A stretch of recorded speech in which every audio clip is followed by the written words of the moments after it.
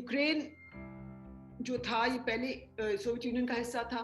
और वो कहते हैं कि हमारा स्फीयर ऑफ इन्फ्लुएंस है। अब वो कोई हम लोग उसके साथ राजी हैं या सहमत हैं कि नहीं है वो बात दूसरी है, लेकिन रूस का ये मानना है कि ये मेरा स्फीयर ऑफ इन्फ्लुएंस है और मैं इस पे मेरा थोड़ा सा इन्फ्लुएंस रहना चाहिए और मेरी सिक्योरिटी को थ्रेटन करेगा अगर नेटो के सब लोग यहाँ पे अपना तैनाती कर दें। और ऑलरेडी शुरू हो गया था तैनात इनको सप्लाई करना मिसाइल्स और ये सब। तो ये सब चीजें बिल्डअप होते होते अब ये वॉर में बदल गया है। लेकिन उम्मीद थी कि बियॉन्ड जो लुहांस्क एरिया है और डोनेट्स्क एरिया है उसके आगे नहीं बढ़ेगी, उम्मीद तो यही थी। लेकिन अनफॉर्चुनेटली उन्होंने डिप्लोमेसी की कंप्लीटली उसको एक तरफ कर दिया और अपने जो कहा था उस कमिटमेंट में भी शायद किस वजह से वो नहीं कायम रहे। और आप देख रहे हैं कि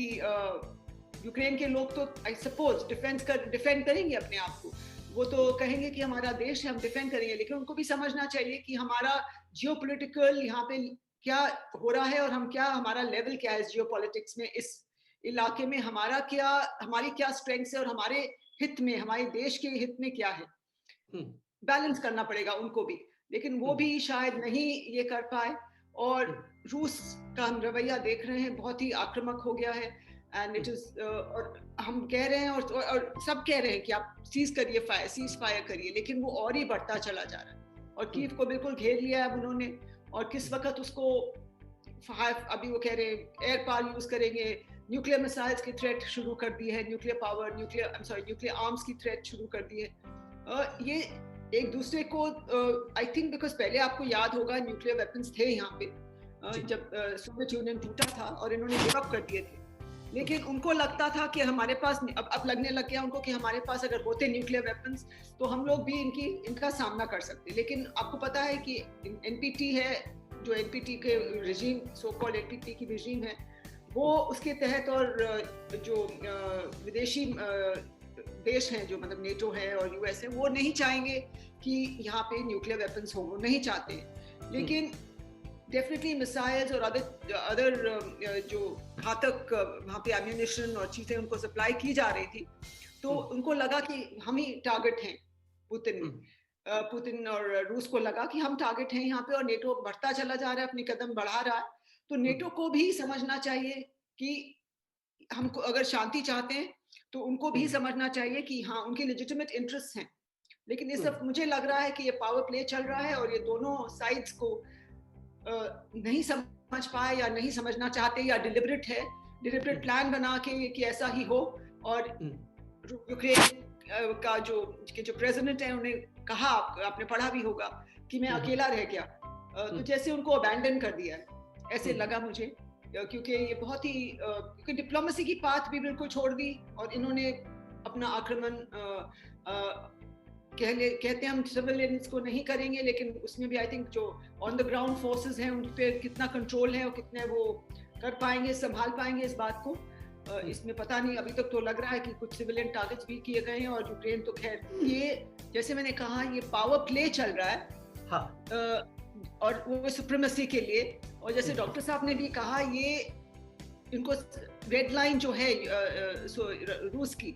ये लेजिटिमेट है, but war can not be justified. मैं बिल्कुल इनसे सहमत हूँ, war can not be justified and we can not support war at all. और डिप्लोमेसी के राह पे रहना चाहिए था उनको, रहना चाहिए और वापस आ जाना चाहिए और उसके थ्रू ही रिजॉल्व करना चाहिए। ये जो इतना डिस्ट्रक्शन हो रहा है ये हम बिल्कुल इसको सपोर्ट नहीं कर सकते। ये बहुत ही एक्चुअली अगर आप देखेंगे हम मिनिस्ट्री ने और हमारे एम्बेसी ने भी 1 महीना पहले ही जब ये सब तैनाती शुरू हो गई थी और ये इनसर्कलमेंट शुरू हो गया था, सब इंडियंस को कहा था, इंडियन स्टूडेंट्स को खासकर, कि आप प्लीज लीव यूक्रेन टेम्परेरीली। लेकिन लोगों जनरल टेंडेंसी होता है कि नहीं कुछ नहीं होगा, सब सोच रहे थे कुछ नहीं होगा और बहुत फ्यू पीपल निकल आए, बट ज्यादातर वहीं रहे अपनी जगह। और अब ये कॉन्फ्लिक्ट जोन हो गया शुरू, वॉर जोन हो गया है, वहां से कैसे निकालेंगे? सब एम्बेसी से उम्मीदें तो रख रहे हैं और उम्मीद रखना इट इज लेजिटिमेट कि एम्बेसी से वो उम्मीद रखें कि हमें यहाँ से निकाले और भारत सरकार से भी। लेकिन लॉजिस्टिक इश्यूज बहुत है ऑन द ग्राउंड, वहाँ पे वॉर चल रही है, किसके थ्रू करें? कौन है वहाँ पे अथॉरिटी जो हमें एक बस प्रोवाइड करेगी या 2-4 बसेस प्रोवाइड करेंगी स्टूडेंट्स को बाहर निकालने के लिए? इसलिए हम दोनों सरकारों से बात तो कर रहे हैं एंड उनसे रिक्वेस्ट भी कर रहे हैं रूस से कि भी इनके लिए सेफ पैसेज आपके वहाँ, अब आपके सोल्जर्स वहाँ पे सब जगह तैनात हैं, उनको आप जरा डायरेक्ट करिए कि हमारे जो इंडियन स्टूडेंट्स हैं वो वहाँ से निकल आए, सेफ पैसेज दिया जाए। लेकिन ऑन द ग्राउंड वो मानेंगे नहीं मानेंगे, वी डोंट नो, बिकॉज स्थिति वहाँ पे क्या है, इट्स अ बिग चैलेंज, बहुत चुनौती है इनको कैसे निकाला जाए, बट प्रायोरिटी है कि इनको निकालना है, because it is very very क्या कहें अनफॉर्चुनेट। नहीं, क्योंकि इस मामले में अगर आप देखेंगे प्राइवेट यूनिवर्सिटीज होती हैं और अगर कोई आपस में नेगोशिएशन, हमें पता नहीं क्या टर्म्स एंड कंडीशंस पे आते हैं, लेकिन अगर वो एम्बेसी को बताते कि ये हो रहा है तो एम्बेसी जरूर वहाँ पे उनसे बातचीत करती सरकार से कि अपने कॉलेजेस को बोलिए और उनके जो स्टूडेंट कॉन्ट्रैक्टर्स या स्टूडेंट कोऑर्डिनेटर्स हैं उनको बोलिए कि इनको अलाउ करें। और वो ऑनलाइन क्लासेस के लिए भी रिक्वेस्ट आई थी, मैंने देखा था, और रिक्वेस्ट जरूर गई है, लेकिन स्थिति ऐसी थी कि इतनी फास्ट बदलती चली गई, रैपिडली बदलती चली गई कि किसी ने एक्सपेक्ट नहीं किया था कि ये नौबत आएगी। बिल्कुल। और ये स्टूडेंट्स अब जो फंस गए हैं, उनको बस we can only pray for them and hope कि ये मान जाए और उनको सेफ पैसेज मिल जाए, और चाहे अपने पैदल चल के आए चाहे जिस गाड़ियों में आए, क्योंकि वहाँ तो वॉर जोन बन गया, कोई वहाँ हो ही नहीं सकता, I mean nobody can reach there you know to get them out. तो बहुत ही अनफॉर्चुनेट है, हम बहुत ही दुखद ये डेवलपमेंट है। ये थोड़ा तो जो इनकी बमबारी हो रही है प्रेशर डालने के लिए है और अपना पोजीशन ऑफ पावर से और पोजीशन ऑफ स्ट्रेंथ से नेगोशिएट करना चाहेंगे, लेकिन मेरा मानना है कि ये इनको बिल्कुल सीज फायर करना चाहिए, बिल्कुल फुल स्टॉप होना चाहिए और तब बात करनी चाहिए। और मुझे उम्मीद है कि ये जो सेकंड राउंड ऑफ टॉक्स है शायद थोड़ा सा गिव एंड टेक हो, लेकिन उसका अब जो इरादा लग रहा है वो बिल्कुल ही जैसे आपने कहा शुरू में यूक्रेन को टेक ओवर करने का लग रहा है। हालांकि वो बार बार बोल रहे थे हम यूक्रेन को टेक ओवर नहीं करेंगे, हम सिर्फ तख्ता पलट चाहते हैं, और अब ट्रस्ट का थोड़ा सा प्रॉब्लम भी आ गई है, बिकॉज वी डोंट नो कि वो बोल रहे हैं उस पर अमल करेंगे कि नहीं। लेकिन अब आगे देखना होगा कि ये बिल्कुल प्रेशर कहाँ से डालें, बिकॉज रूस तो कहते हैं हम लोग ऑल पावरफुल हैं, और उनके ऊपर जो इतनी सैंक्शंस की गई है तो बहुत ही हानिकारक है उनके लोगों के लिए, उनके लिए भी और पूरे दुनिया के लिए। ये जो हो रहा है इट्स नॉट गुड। जैसे डॉक्टर साहब ने कहा कि पूरे वर्ल्ड प्राइसेस, ऑयल प्राइसेस बढ़ जाएंगे, inflation all over the world होगा, तो सब दुनिया इसका आउटकम या इसका फॉल आउट के विक्टिम बनेंगे और बहुत ही परेशानी होगी। लेकिन रूस को समझाने के लिए अभी हमारे पीएम बात तो कर रहे हैं और भी सब बात कर रहे हैं, चीन ने भी कहा बीच में कि डी-एस्केलेट करिए, war should stop, violence should stop, लेकिन रूस अब मुझे ऐसे लग रहा है कि जैसे वो बढ़ रहे हैं और बढ़ चुके हैं, जब रुकने के उसमें हैं, रुकने का कोई अंदेशा नजर नहीं आ रहा है, बट फिर भी उम्मीद है कि बेटर सेंस विल प्रिवेल। नहीं, क्योंकि जब उन्होंने एडवाइजरी इशू की थी, जो मुझे लग रहा है एडवाइजरी जब इशू की थी, मैं किसी को डिफेंड नहीं कर रही, लेकिन जब एडवाइजरी इशू की थी किसी ने सीरियसली नहीं लिया इसको, किसी को उम्मीद नहीं थी, not only the students but nobody in the world, everybody thought कि ये शायद इस नौबत तक नहीं आएगा, और इसलिए किसी ने सीरियसली नहीं लिया। जो इनपुट्स आ रहे थे कि हाँ अटैक होगा उसको, और उन्होंने भी शुरू में यही कहा रूस ने कि हम सिर्फ बॉर्डर एरियाज में रहेंगे, हम अंदर नहीं आएंगे, लेकिन जैसे रवैया इनका बदला और जैसे दिखा कि कुछ सीरियस हो रहा है,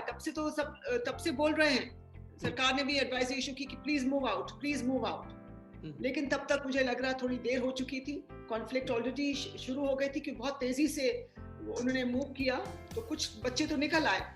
according to reports I think 5000 के करीब पहले बच्चे निकल आए हैं, जो जैसे भी नेबरिंग कंट्रीज के थ्रू, या एयर स्पेस बंद है, सब कुछ बंद है, वहाँ फ्लाइट्स तो लैंड कर नहीं सकती हैं इन यूक्रेन, और उन्हें क्योंकि उनको लगा कि हम एयर स्पेस नहीं बंद करेंगे, एयरपोर्ट नहीं बंद करेंगे, तो रूसी प्लेन्स वहाँ आके लैंड कर जाएंगे और एयरपोर्ट टेक ओवर कर लेंगे, तो एज अ प्रीएम्प्टिव मेजर तो एयर स्पेस बंद हो गई है ताकि वो रेडार से उनको शूट डाउन कर सके, रेडार पे आ जाएगा। तो I think all those factors also we have to consider. और वॉर जोन में हम नॉर्मल,